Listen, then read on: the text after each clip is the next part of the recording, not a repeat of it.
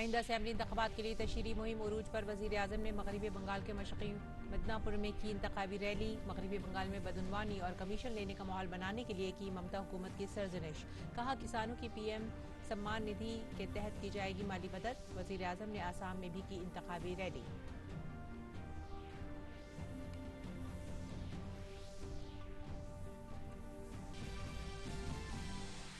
जुनूबी भारत में इंतखाबी मुहिम उरूज पर बीजेपी के सीनियर लीडर और वजीर दाखिला अमित शाह ने केरल में मुख्तलिफ मकामात पर की इंतखाबी रैली और रोड शो। कोयटम और पल्लक्कड़ में भी कर रहे हैं इंतखाबी रैलियां। दूसरी तरफ मरकजी वजीर प्रकाश जावड़ेकर ने केरल के लिए जारी किया बीजेपी का इंतखाबी मंशूर।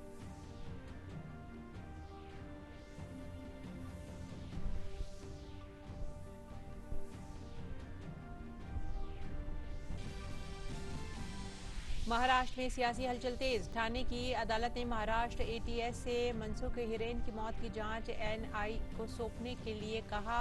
सुप्रीम कोर्ट ने अनिल देशमुख बदउनवानी मामले में साबिक मुंबई पुलिस कमिश्नर परमबीर सिंह की दरख्वास्त पर समाअत से किया इनकार। हाईकोर्ट जाने की दी हिदायत।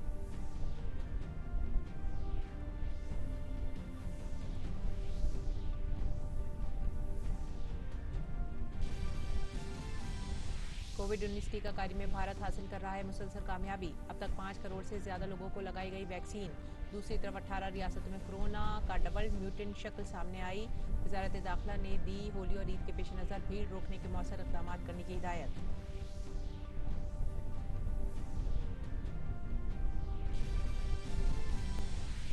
म्यांमार में मुजाहिरीन पर फौज की सख्तियों के दरमियान फौजी हुकूमत ने तख्ता पलट के बाद पहली बार 600 से ज्यादा कैदी किए रिहा। बहरहाल आंग सान सूची अभी भी फौजी हुकूमत की हिरासत में।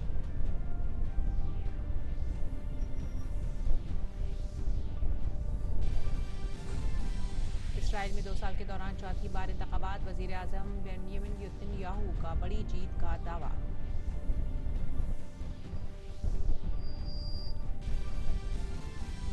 दिल्ली में जारी आईएसएसएफ निशानेबाजी आलमी कप मुकाबले में भारतीय निशानेबाजों का शानदार मुजाहिरा जारी। भारत तमगों की फहरिस्त में सबसे ऊपर। भारतीय टीम ने सोने के 2 तमगे समेत जीते 4 मेडल।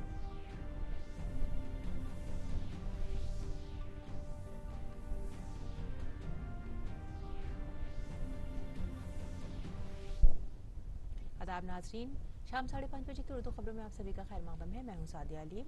नजर डालेंगे खबरों की तफसीलात पर। इंतखाबी रियासतों में तशहीरी मुहिम अपने शबाब पर है। तमाम सियासी जमातों के स्टार कैंपेनर वोटरों को राग़िब करने की हर मुमकिन कोशिश कर रहे हैं। इसी सिलसिले में वजीर आजम नरेंद्र मोदी भी अपनी पार्टी के लिए तशहीर कर रहे हैं। वजीर आजम ने असम के मेवापुरिया में एक रैली से खिताब किया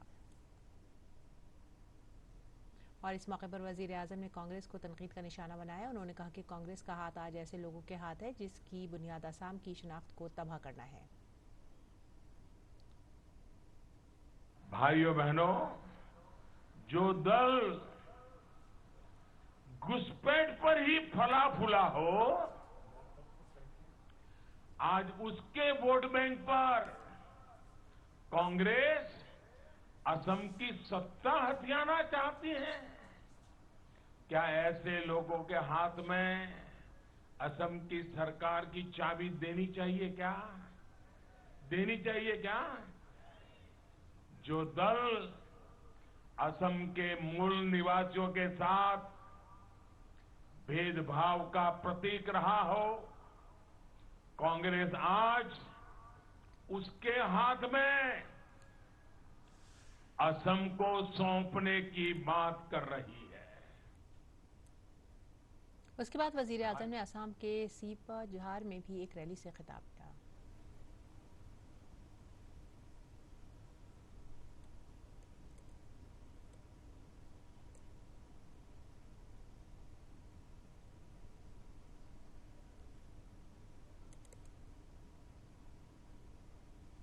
और इससे कबल वजीर आजम नरेंद्र मोदी ने मगरबी बंगाल के कांथी में एक रैली से खिताब किया। खिताब के दौरान वजीर आजम ने टीएमसी और वजीर आला ममता बनर्जी को हदफ तनकीद बनाया। वजीर आजम मोदी ने कहा कि तृणमूल हुकूमत ने बंगाल को सिर्फ अंधेरे में रखा है। बीजेपी डबल इंजन की सरकार बंगाल को सोनार बंगला देगी।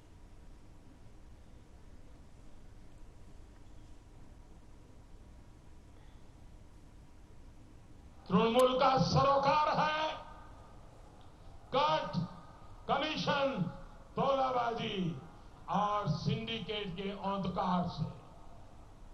तृणमूल का सरोकार है अराजकता का अंधकार से। तृणमूल का सरोकार है हिंसा और अत्याचार के अंधकार से। दीदी की सरकार ने अंधकार दिया।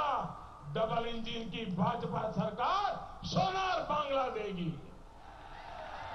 हमारा सपना सोनार बांग्ला, हमारा सपना सोनार बांग्ला। वजीर आजम नरेंद्र मोदी ने किसानों को प्रधानमंत्री किसान सम्मान निधि से महरूम रखने पर ममता हुकूमत की मजम्मत की। उन्होंने कहा कि बंगाल का किसान भूल नहीं सकता कि कैसे दीदी ने उनके साथ बेरहमाना सलूक किया। दीदी ने आपको प्रधानमंत्री किसान सम्मान निधि से महरूम रखा, लेकिन 2 मई को बंगाल की तरक्की के दरमियान आने वाली दीवारें टूट जाएंगी। टीएमसी सरकार को आपकी परेशानियों की चिंता नहीं है, आपकी मुश्किलों की चिंता नहीं है। साथियों, बहनों बेटियों के लिए जो काम केंद्र की भाजपा सरकार कर रही है, उसको डबल इंजन की सरकार कई गुना बढ़ाने वाली है। दीदी ने आपको पीएम किसान सम्मान निधि से वंचित रखा। 2 मई को बंगाल के विकास के बीच आ रही दीवारें टूट जाएगी। बीजेपी की सरकार बनेगी और यहां के किसानों के हक के 3 साल के पैसे भी उन खातों में जमा करके रहूंगा मैं।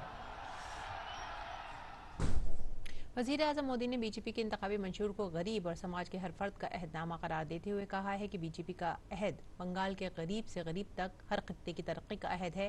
बीजेपी हर स्कीम को बदईमानी से पाक करेगी, किट और कमीशन पर रोक लगाएगी। बीजेपी का संकल्प बंगाल के गरीब से गरीब तक हर क्षेत्र तक विकास पहुंचाने का संकल्प है। बीजेपी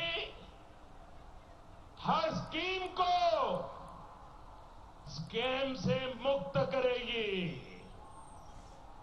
कट मशीन पर रोक लगाएगी, कट कमीशन पर भी रोक लगाएगी। बीजेपी लाभार्थियों के बैंक खाते में सीधा लाभ देने के लिए, डीबीटी देने के लिए कदम उठाएगी। कोई बिचौलिया नहीं, कोई तोलाबाज नहीं। और इस दौरान 5 रियासतों में होने वाले असेंबली इंतखाबात की तशहीरी मुहिम अपने उरूज पर है। इस दौरान मरकजी वजीर दाखिला अमित शाह ने केरल के थरीपुनिथुरा में रोड शो किया। अमित शाह ने कहा कि केरल के अवाम एलडीएफ और यूडीएफ से परेशान हैं। केरल के अवाम बीजेपी को एक मुतबादिल के तौर पर देख रहे हैं। उन्होंने कहा कि कांग्रेस पार्टी कंफ्यूज्ड पार्टी है। यहाँ वो कम्युनिस्ट के खिलाफ इंतखाब लड़ रही है और बंगाल में कम्युनिस्ट के साथ इंतखाब लड़ रही है। इसी के साथ ही अमित शाह ने कोलम, क्वेटम और पलक्कड़ में भी इंतखाबी तशहीर की। आइए सुनते हैं उन्होंने कोलम में क्या कहा।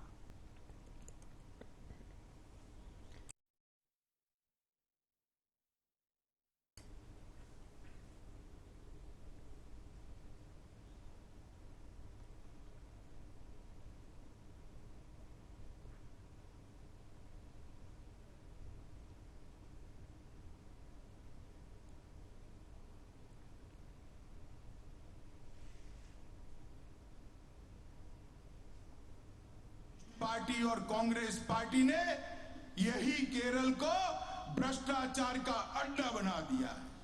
कांग्रेस आती है तो सोलर स्कैम होता है और कम्युनिस्ट आती है तो डॉलर स्कैम होता है। जिस केरल में कभी भ्रष्टाचार की बात नहीं होती थी, पूरे देश के अंदर आज ये डॉलर स्कैम और गोल्ड स्कैम के चर्चे लगते। केरल की जनता मोदी जी के नेतृत्व में भारतीय जनता पार्टी को अपना आशीर्वाद दे। मरकजी वजीर प्रकाश जावड़ेकर आज केरल के लिए बीजेपी का इंतखाबी मंशूर जारी किया है। जावड़ेकर ने तिरुवनंतपुरम में कई लीडरों की मौजूदगी में मंशूर जारी करते हुए कहा कि ये सिर्फ मंशूर नहीं बल्कि पार्टी का अज़्म है।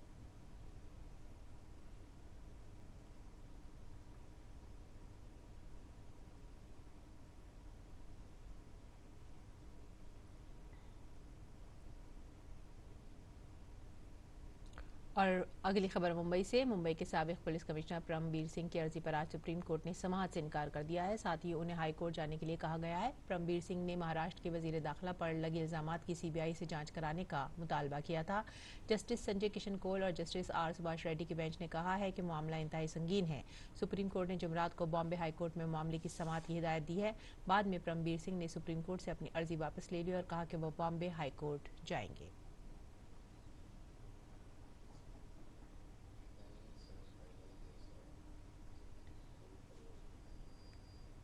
उधर महाराष्ट्र के साबिक वजीर आला और बीजेपी रहनुमा देवेंद्र फडणवीस की क़यादत में बीजेपी रहनुमाओं के नुमाइंदा वफ़द ने आज गवर्नर भगत सिंह कोश्यारी से राजभवन में मुलाकात की और उन्हें मेमोरेंडम सौंपा। बीजेपी रहनुमाओं ने गवर्नर से रियासत में हुकूमत और कोरोना से मुतालिक मुख्तलिफ उमूर पर बातचीत की। महाराष्ट्र के वजीर आला से रिपोर्ट मांगने की साथ ही उन्होंने अपील की। साथ ही उनसे बदउनवानी से मुतालिक उमूर में मुदाखलत करने की भी अपील की। देवेंद्र फडणवीस ने कहा कि महाराष्ट्र में जिस किस्म के वाकयात पेश आ रहे हैं, ख्वाह वो पैसे जमा करने के हों या ट्रांसफर का रैकेट हो या वाकयात, ये सभी वाकयात तकलीफदेह हैं। इतने वाकयात पेश आने के बावजूद वजीर आला ने इस पर एक भी बयान नहीं दिया है। महाराष्ट्र में जिस प्रकार की घटनाएं हो रही है, चाहे पैसे की उगाही की घटना हो या ट्रांसफर्स का रैकेट हो, ये सारी घटनाएं दुखदाई है, आश्चर्यचकित और अचंभित करने वाली इस प्रकार की ये सारी घटनाएं महाराष्ट्र में हो रही है। किंतु इसमें सबसे आश्चर्य की बात अगर कोई है तो वो है मुख्यमंत्री जी का मौन। फडणवीस ने कहा कि हैरानी की बात यह है कि रियासत में पेश आ रहे वाकयात पर कोई कार्रवाई नहीं हो रही है। इतना बड़ा रैकेट बाहर आने के बाद जिन्होंने बाहर लाया उन पर तो कार्रवाई की गई, लेकिन जिन्होंने रैकेट किया उनके ऊपर कोई कार्रवाई नहीं है और कार्रवाई की बात भी नहीं है। उसके ऊपर हम कोई कार्रवाई करेंगे इस प्रकार की चर्चा भी नहीं है। और इस महावसूली सरकार में कांग्रेस पार्टी का क्या अस्तित्व है हमको तो समझ में नहीं आता। पर यह ध्यान में आता है कि शायद ये जो हफ्ता वसूली हो रही है इसमें बड़ा हिस्सा उनको भी शायद मिल रहा होगा, इसलिए वो मौन है। और अब नजर डालेंगे भारत में कोरोना वबा की सूरत हाल पर। भारत में कोरोना के खिलाफ जारी जंग में हुकूमत की बेहतरीन कोशिशों के नताइज अब सामने आ रहे हैं। सेहत और बहबूद कुंबा की वजारत के मुताबिक मुल्क में कोरोना वायरस वबा से मुतासर अफराद में से अब तक 1,12,05,160 मरीज सेहतमंद हो चुके हैं, जिसके बाद मुल्क में सेहतयाब होने की शरह 95.49% हो गई है। मुल्क में कोविड से अमवात की शरह कम होकर 1.34% हो गई है। गुज़िश्ता 24 घंटों में 23,907 कोरोना मरीज सेहतयाब हुए हैं।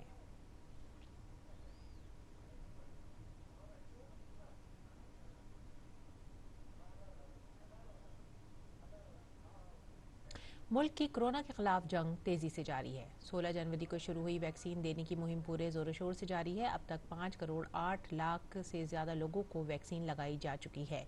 वजारत सेहत के मुताबिक कल 23,46,000 लोगों को वैक्सीन लगाई गई है। और मरकजी वजारत दाखिला ने कोरोना पर मौसर तरीके से काबू पाने के लिए नई हिदायत जारी की हैं। ये हिदायत 1 से 30 अप्रैल तक नाफिज रहेंगी। इन गाइडलाइंस में रियासतों को कोरोना की जांच, मुतासरीन की शिनाख्त और इलाज के लिए सख्ती से कदम उठाने के लिए कहा गया है। और रियासतें जहां RT-PCR टेस्ट कम हो रहे हैं उनसे कहा गया है कि वो इसका दायरा बढ़ाएं। दाखिला सेक्रेटरी की तरफ से रियासतों को हिदायत दी गई है कि वो कोरोना पर काबू पाने के लिए तमाम ज़रूरी इकदाम करें। कोरोना के नए मरीजों को जल्द से जल्द आइसोलेट और क्वारंटीन करने पर वक्त इलाज मुहैया कराने की ज़रूरत पर भी जोर दिया गया है। नए कोरोना मरीज के राब्ते में आने वालों की शिनाख्त करने और उन्हें भी आइसोलेट करने की हिदायत दी गई है। जिलों की इंतजामिया को हिदायत दी गई है कि वो बारीकी और एहतियात के साथ कंटेनमेंट जोन की हदबंदी करें और इसे वेबसाइट पर भी नोटिफाई करें।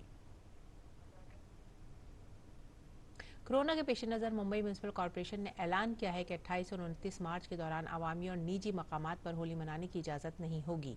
कॉर्पोरेशन ने एक एलामिया में अवामी और निजी मकामात पर होली मनाने पर पाबंदी आयद करने का ऐलान किया है।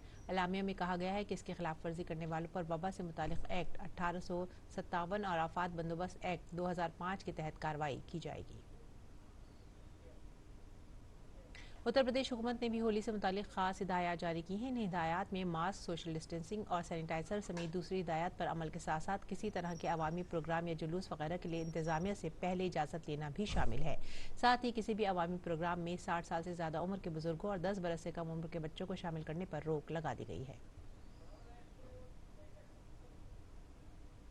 दिल्ली के आफात बंदोबस्त महकमे ने कोरोना के पेश नज़र अवामी मकामात पर होली और नवरात्रि मनाने की इजाज़त नहीं दी है ताकि एहतियाती तदाबीर के जरिए वबा पर काबू पाया जा सके। और लोकसभा में वक्फे सवाल के दौरान रेलवे के वजीर पीयूष गोयल ने एक सवाल के जवाब में कहा कि हुकूमत रेलवे मुलाजमीन के हकूक के लिए पाबंद अहद है। भारतीय रेलवे ने कोरोना वबा के दौरान भी अहम किरदार अदा किया है। To ensuring and protecting the rights of the railway workmen, particularly who have continued the railways for the last 168 years in such a good fashion, and more particularly the human contribution during the COVID period. We are in dialogue with them on this issue also. They do understand the funds constraint that will be there in the railways in order to modernize, and we've had sympathetic consideration on both sides to find the way forward which is most suitable to ensure and protect both the existing workmen and the possibility of generating new employment. Sikkim के शेराथांग में कल रात ITBP के जवानों के जरिए बचाव मुहिम चलाकर बर्फबारी में फंसे सैयाहों को निकाला गया। शेराथांग में 13,500 फीट की बुलंदी पर 3 गाड़ियों में सवार 17 सैयाह जबरदस्त बर्फबारी में फंस गए थे, जिसे आईटीबीपी के जवानों ने बचाव मुहिम चलाकर बाहिफाजत निकाला।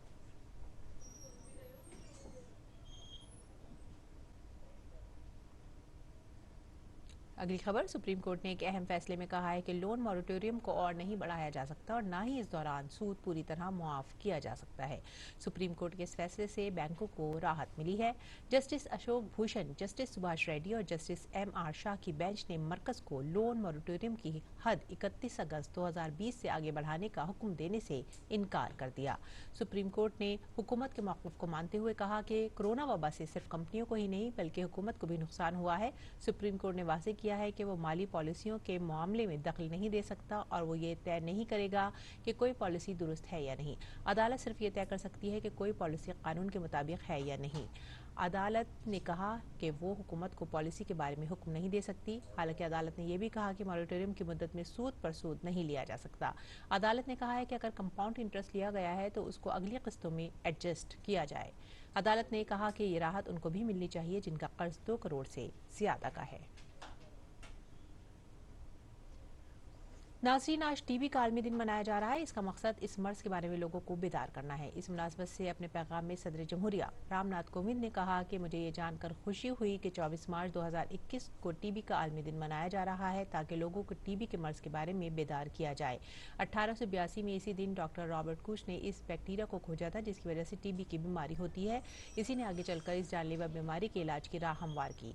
भारत के साथ साथ दुनिया भर की सेहत खिदमात के लिए 2020 बहुत अहम वक्त था। कोविड-19 वबा ने हर इंसान तक अच्छी सेहत खिदमात की रिसाई की ज़रूरत जाहिर की है। टीबी की रोकथाम के कौमी प्रोग्राम ने कोविड-19 वबा के खिलाफ जद्दोजहद की। टीबी से लड़ते हुए कोरोना जैसी वबा का सामना करने की कोशिश लायक सताइश है। मैं टीबी की रोकथाम के कौमी प्रोग्राम को इस मुश्किल वक्त में बेहतरीन हुसूलियाबियों के लिए मुबारकबाद देता हूँ। इस मौके पर हमें सब के लिए सेहत के लिए अपनी कोशिशों को तेज़ करना चाहिए और आने वाली पीढ़ियों के लिए रोशन और सेहतमंद मुस्तकबिल यकीनी बनाना चाहिए।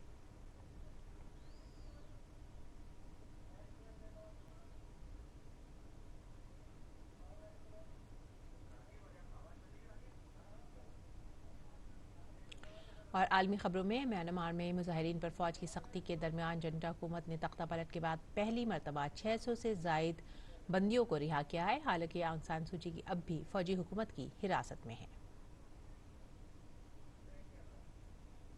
उधर इसराइल के वजीर आजम बेंजामिन नेतन्याहू पार्लिमानी इंतखाबात में शानदार और बड़ी जीत का दावा कर रहे हैं। सोशल मीडिया पर एक बयान में नेतन्याहू ने कहा कि इसराइलियों ने उनकी क़यादत में उनकी पार्टी को शानदार जीत से हमकिनार किया है। हालांकि एग्जिट पोल के मुताबिक इसराइल में इंतखाबात में कोई वाज़ेह तौर पर कामयाब नहीं है। बाइडेन हुकूमत ने ओबामा केयर की खुसूसी वबा नामजदगी की मुद्दत को 15 मई से बढ़ाकर 15 अगस्त करने का ऐलान किया है। ये तब्दीली अमरीकी शहरियों को कोरोना राहत कानून के तहत फायदा पहुंचाएगी। सदर बाइडेन ने ओबामा केयर मंसूबे के निफाज की 11वीं सालगिरह पर ओहायो का दौरा किया। उन्होंने इस कानून को कमजोर करने वाले ट्रंप इंतजामिया के फैसलों को भी मनसूख किया। याद रहे कि कोविड-19 की राहत बिल सदर बाइडेन का पहला अहम कानून है। और कांगो के सदर डेनिस सासागोइस 88% वोटों के साथ दोबारा मुंतखब हुए हैं। उनके करीबी हरीफ को महज 8% वोट ही मिल सके हैं। अहम अपोजिशन जमातें इस इंतखाब का बायकॉट किया है। 700 पहले पैराट्रोपर रह चुके हैं। वो 1979 में कांगो के इख्तिदार पर काबिज हुए। 1992 में पहली मरतबा कसीर जमाती इंतखाबात हार गए थे, लेकिन 1997 में एक खाना जंगी के बाद वो दोबारा इख्तिदार पर काबिज हुए। तेल की कीमतों में कमी की वजह से 2014 के बाद से कांगो की मईशत बुहरान का शिकार है। ऑस्ट्रेलिया में मूसलाधार बारिश और सैलाब की वजह से आम जिंदगी बदहाल हो गई है। इंतजामिया ने मशरक़ी साहिलों को खाली कराने के नए अहकाम जारी कर दिए हैं। मौसम में बेहतरी के बावजूद कुछ इलाकों में आबी सतह बढ़ने का अंदेशा है। न्यू साउथ वेल्स सैलाब से सबसे ज्यादा मुतासिर इलाका है, जहां बांध का पानी ओवरफ्लो हो रहा है और नदियां तुग़यानी पर हैं। 24 घंटे में 6000 से ज्यादा लोगों को बाहिफाजत निकाल कर उन्हें महफूज जगहों पर पहुंचाया गया है। ऑस्ट्रेलियाई वज़ीर आज़म स्कॉट मॉरिसन ने कहा है कि मुतासरा इलाकों में हेलीकॉप्टर के जरिए खुर्दनी अशिया और दीगर राहत के साजो सामान भेजे जाएंगे। उन्होंने कहा कि सैलाब मुतासरा इलाकों में राहती कामों के लिए हिफाजती दस्तों को भेजा जाएगा। कोरोना आलमी वबा में तेजी से हो रहे इजाफे के पेश नज़र जर्मनी ने लॉकडाउन की हद को वस्त अप्रैल तक बढ़ा दिया है। ईस्टर पर होने वाले अवामी प्रोग्रामों पर भी मुकम्मल तौर से रोक लगाने का फैसला किया गया है। ईस्टर के सभी प्रोग्राम ऑनलाइन होंगे। खेल की खबरों में राजधानी दिल्ली में चल रहे ISSF निशानेबाजी आलमी कप में भारतीय निशानेबाजों का सुनहरा सफर लगातार जारी है। मुकाबले के छठे दिन भारत ने मर्दों की 50 मीटर राइफल 3 पोजीशन में सोने का तमगा हासिल किया। भारत के ईश्वर प्रताप सिंह मुकाबले में गोल्ड मेडल हासिल करने में कामयाब रहे। यह आलमी कप में उनका पहला सोने का तमगा है। वहीं मायानाज शूटर संजीव राजपूत ने छठा मकाम हासिल किया। ये दोनों शूटर पहले ही ओलंपिक कोटा हासिल कर चुके हैं। भारत के एक और शूटर नीरज कुमार 8वें मकाम पर रहे। भारत जुमराबंदी में सरफहरिस्त है। 25 मीटर पिस्टल इवेंट में चंकी यादव ने भी सोने का तमगा हासिल करके भारत के लिए एक और कामयाबी हासिल की। इसी मुकाबले में भारत की राही सरनौबत ने चांदी का तमगा हासिल किया है, जबकि स्टार निशानेबाज मनु भाकर 28 पॉइंट के साथ कांसे का तमगा जीतने में कामयाब रही। और नाजरीन, इसी के साथ यह वक्त हो गया आप सभी से विदा लेने का। आप हमारी पूरी टीम को दीजिए इजाजत। आदाब।